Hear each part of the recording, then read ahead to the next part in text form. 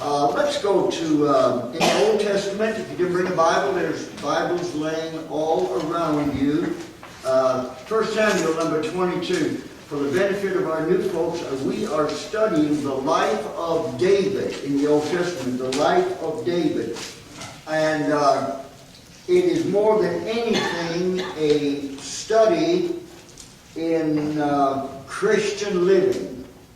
He is obviously the most predominant personality of all the kings, and so we're studying his life.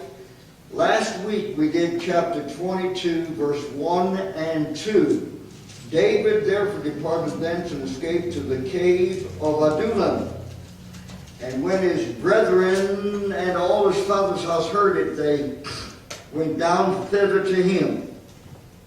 And everyone that was in distress, and everyone that was in debt, and everyone that was discontented, gathered themselves unto him, and he became a captain over them, and there were with him about 400 men.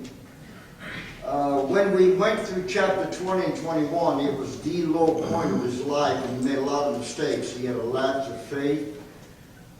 We did a whole lesson on 13 things that he did wrong. He lied, he manipulated, he lost his faith in God, he forgot the word of the Lord, 13 things.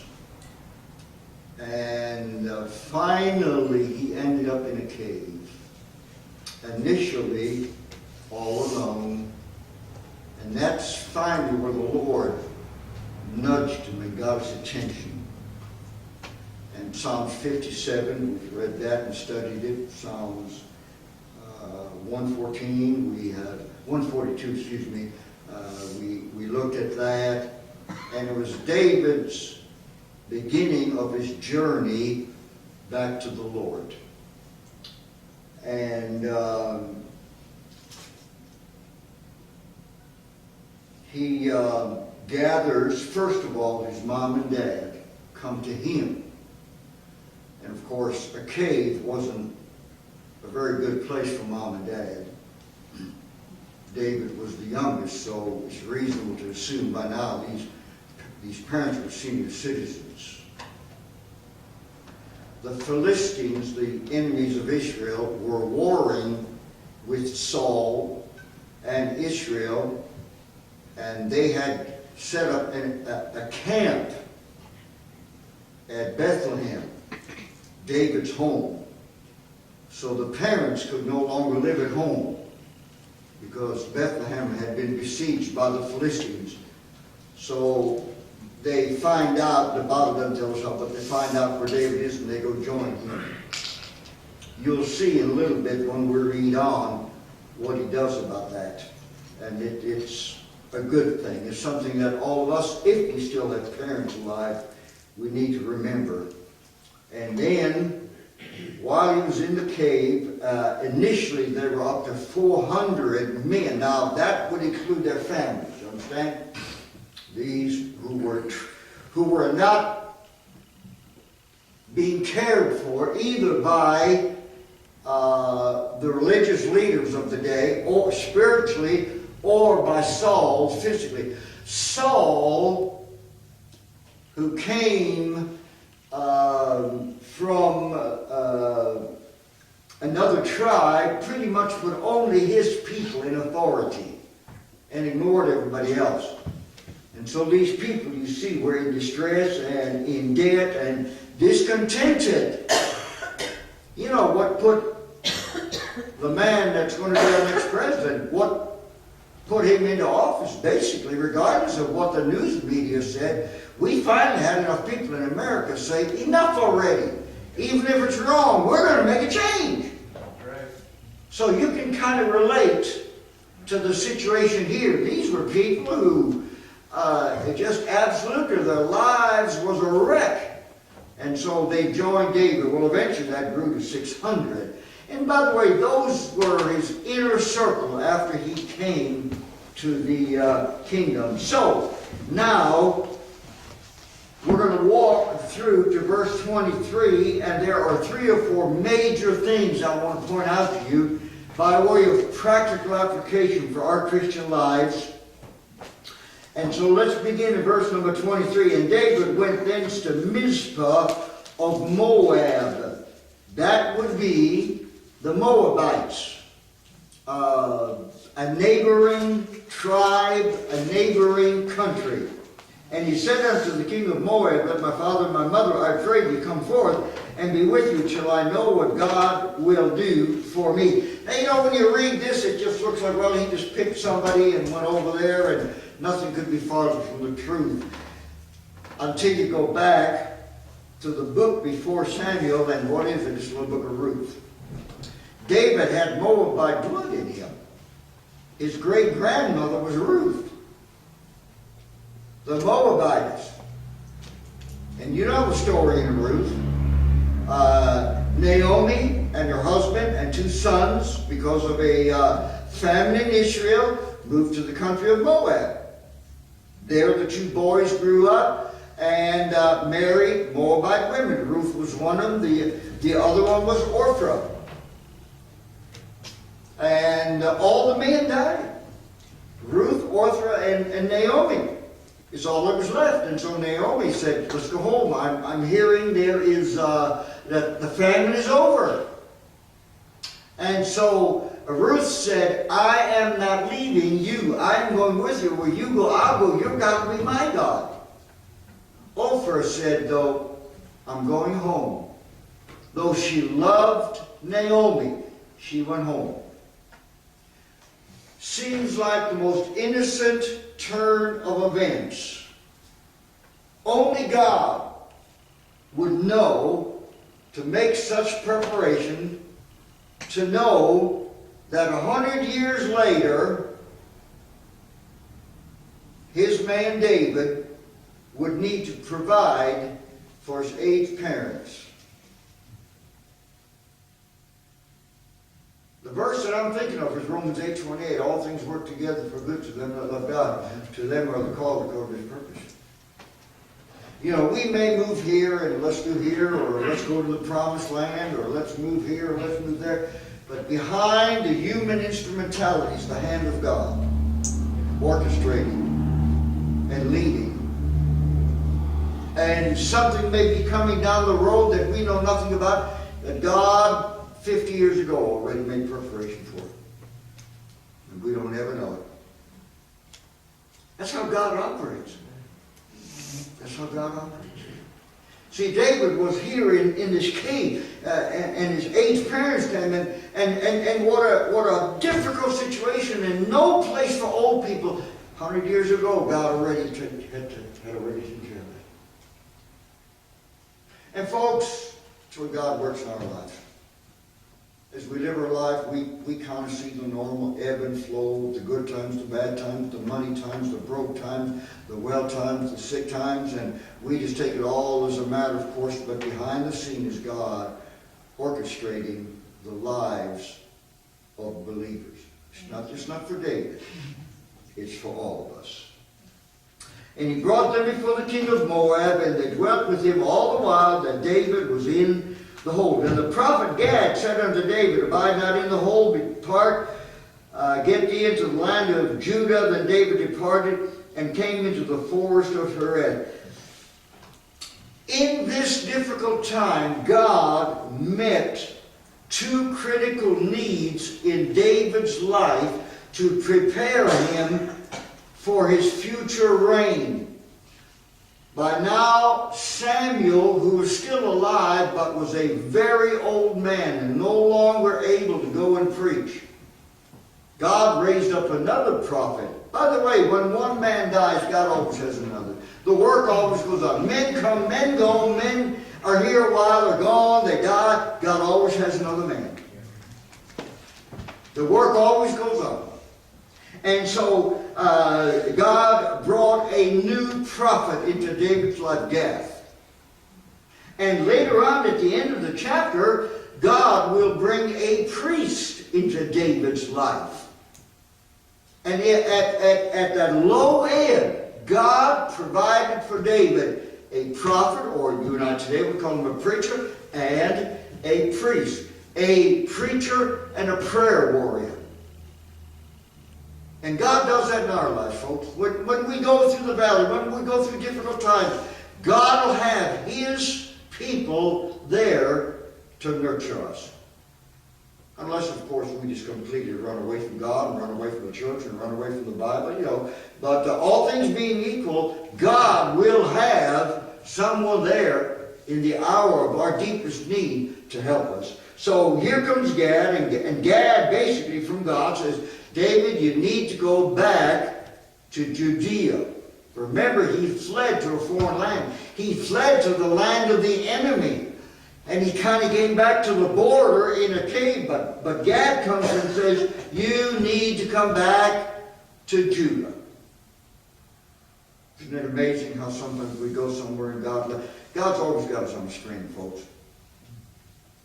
God's always got us on the screen. He knows how far to let us go out before He pulls us back in.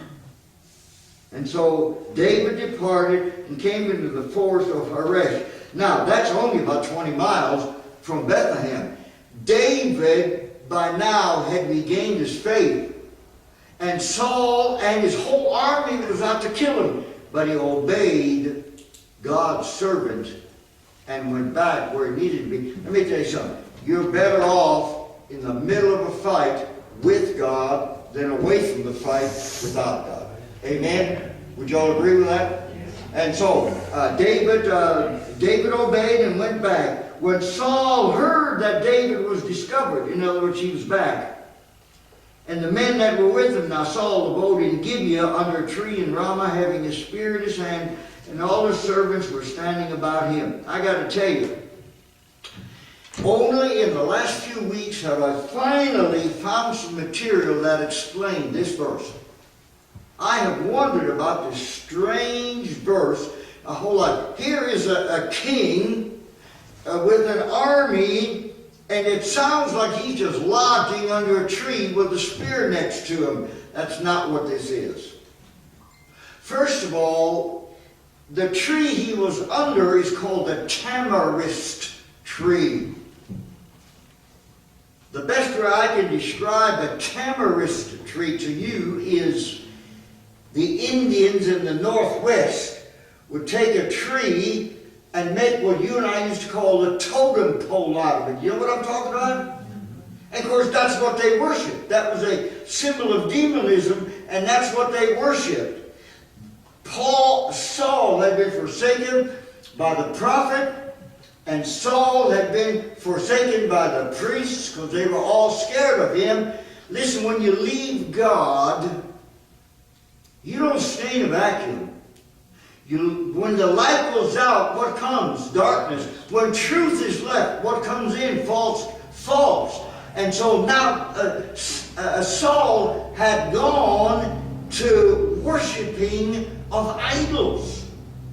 That's what that tree represented. And that spear in his side represented his bloodthirsty, all-out effort to go and get David. And I'll tell you what, I'm so glad that all these years, that I always thought there had to be more to it than just a king laying under a tree waiting for somebody. But I didn't come by. That's not what it was at all. It's what it represented.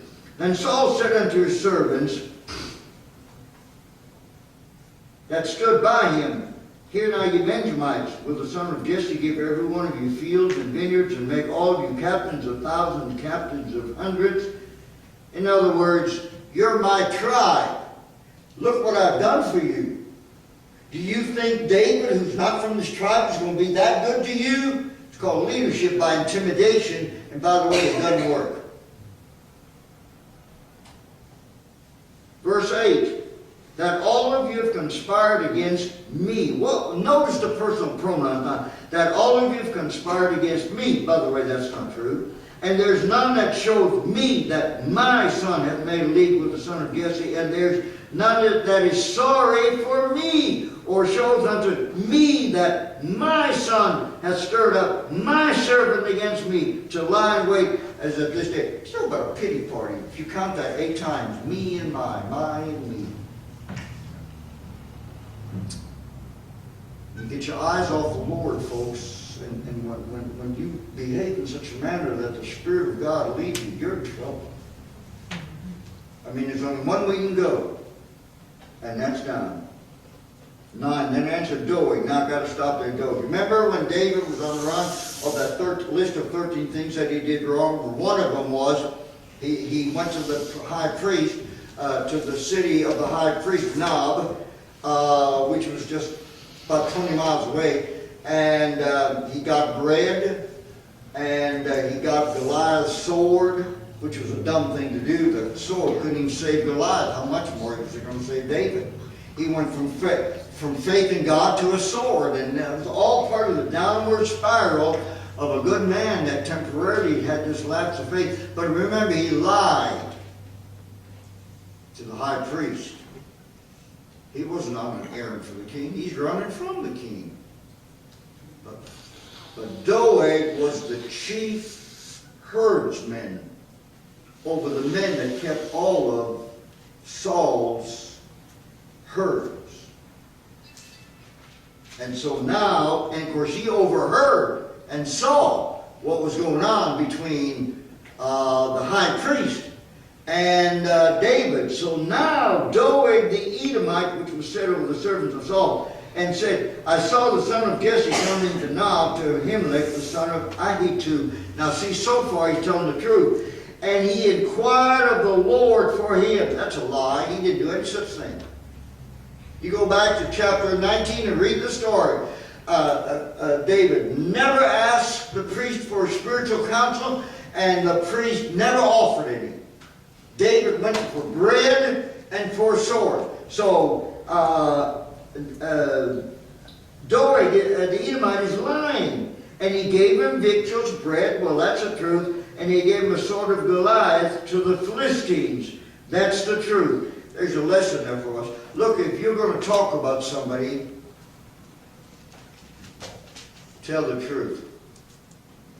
We're not careful, we'll talk about somebody and we'll embellish it. We'll make us the hero of the story by adding. That makes you a liar. Or you'll keep some information, you'll just tell them what you want them to hear. That's an untruth. We need not be doing that as believers, folks. First of all, when somebody comes to you and wants to talk about somebody, usually the best thing is to say, I don't want to hear it. Usually. But if there's good reason, tell the truth and discern the truth. So here's what happens. And now, we come to one of the saddest incidents in the life of David. His lie now gets 85 preachers killed. You know, when we do things wrong, we never think about future consequences. We never think about how it may affect other people in the future, but we should. Amen? We really should. So look, then the king sent to call Ahimelech the priest, the son of Ahitub, and all his father's house, and the priests that were in Nob, the city of the priests. And they came all of them to the king, and Saul said, Hear now, thou son of Ahitub. And he answered, Hear my Lord. Notice, and by the way, when they all went to see Saul, they knew it was trouble. They knew it was trouble. Yet I want you to notice, he said, Hear my Lord. You may not like the ruler, but we owe the office some respect. Amen. And Saul said unto him, Why have you conspired against me, thou and thy son of Jesse, in that thou hast given him bread and a sword, and hast inquired of God for him, that he should rise against me to lie in wait as at this day? Well, Saul is in a major state of delusion. Everybody's his enemy. Everybody's conspiring against him. The evil spirit was well at work in Saul's life, and none of this was going on. Then Ahimelech answered the king and said, Be so faithful among all thy servants as David, which is the king's son-in-law, and goeth at thy bidding, and is honorable in thine house. That's true. Ahimelech spoke the truth. David was a faithful servant. David was not guilty of all of what he was being accused of. Did I then begin to inquire of God for him? In other words, I did not, be it far from me. Let not the king impute anything unto his servant, nor to all the house of my father, for thy servant knew nothing of all this, less or more. That's right, because David didn't tell him anything was going on between him and Saul. He just said he was on an errand, which was not true. And the king said, Thou shalt surely die, and Ahimelech, thou and all thy father's house. First of all, those of us that live in a democracy or some weak resemblance of it as it is today, we do not understand the absolute power of an early monarch. There was no Supreme Court to check his actions. There was no Senate. There was no House of Representatives. There was no trinity of government to make sure that somebody doesn't run away with anything. This king had absolute power. At his word you lived, at his word you died. And the king said unto the footmen that stood about him, Turn and slay the priests of the Lord, because the hand also is with David, and because they knew when he fled and did not show it to me. Or here's an evil man that orders 85 priests, the whole school of the prophets, he orders them killed. I mean, that's evil, folks. But his servants, the servants of the king, would not put forth a hand to fall upon the priests of the Lord. Good for the servants. By the way, to disobey this kind of a king usually meant death. We have no idea what became of these servants later. At this point, the story goes on in a minute. The Bible says, touch not mine anointed and do my prophets no harm. If you discern in someone that they're a true servant of the Lord, be careful. Be careful. And the king said to Doeg, now, it just keeps getting worse. Doeg the Edomite, turn thou, fall upon the priest. In other words, kill him. And Doeg the Edomite turned, and he fell upon the priest and slew on that day 85. That's 85 persons that did wear a linen ephod. In other words, priests. God's servants. Oh, what's an ephod? It's a vest. No sleeves, sleeveless, white vest that would come down. Well, actually, pretty much what I got on, except be white and would have no sleeves. That's an ephod. That's how they dressed. There wasn't anything symbolic about it other than it was a garb to identify that this is a priest or a prophet or a young man studying for ministry. There was no significance other than it was a point of identification. Now, we in Baptist life, we don't do that other than I wear a suit on Sunday. But there are other groups that their men wear, we lovingly say, a white collar backward. It's a mark of identification. And Episcopalians and Catholics and some other groups, they wear garments of identification. We happen not to do that. Other than I wear a suit here on Sunday night. And most of the time, Brother Tuggle and I are the only ones who are on the platform. We're the only ones who normally wear a suit.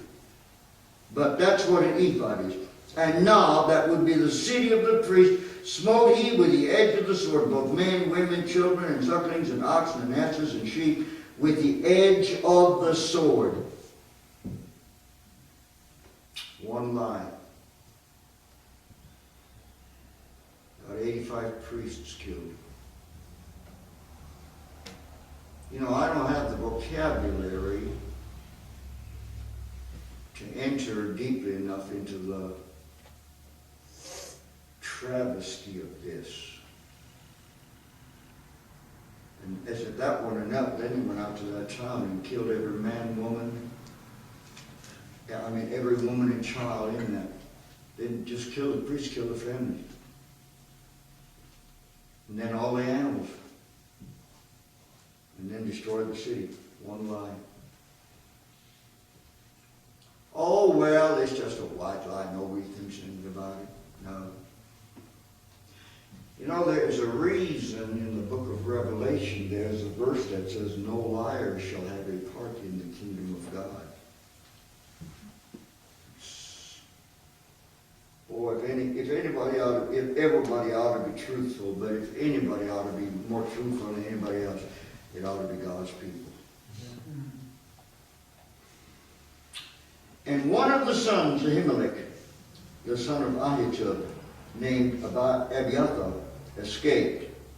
What I read was, and I think it's probably true, somebody, because they kept fire burning and hot bread in the priest's facilities, the tabernacle, the temple, the altar, whatever facility you want to call it, probably this young man, who barely was out of his teenage years, stayed back to take care of the fire and the hot bread. And that's how he escaped, or he'd be dead too. And you know, and he fled unto David. You know, only God can bring something good out of something so bad. This is how David got this faithful priest that ministered to him his whole life. Only God can do that. You know, what you and I can do real well is make a great big old mess. And we think, my God, how's this all going to work out? And God does. Only God can do that. Now, that's not saying, go out there and make a mess, God will fix it anyway. Don't you dare do that. I'm just saying, that's our God. Amen. All things work together for good to them that love God, to them who are called according to his purpose. Let me tell you one more thing before I finish this, and we're almost done. 1 Samuel chapter 2, the priest was Eli. He had two sons, Hophni and Phinehas. The old man was a bad father. A good priest, but a bad father. He wouldn't restrain his boys from evil. And they were not believers. The Bible says they were sons of Belial. That's an Old Testament way of saying they were lost as a goose in a snowstorm. And they slept with the women, and they stole the money. And Eli wouldn't know anything about it. And of course, both of them, because they were in the forefront of the battle, that's another story, got killed. And when Eli heard about it, apparently he was a very old, very large man. The news was so shocking, when he heard it, he fell off a stool, broke his neck, and killed him. And God made a promise in 1 Samuel chapter 2. He said, I will destroy the entire house of Eli. I will destroy the entire line of the priests. That's what happened here. That right here is the fulfillment of God's promise.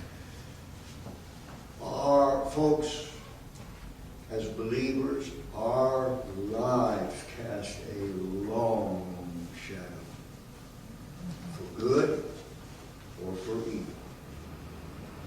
Our lives cast a long shadow.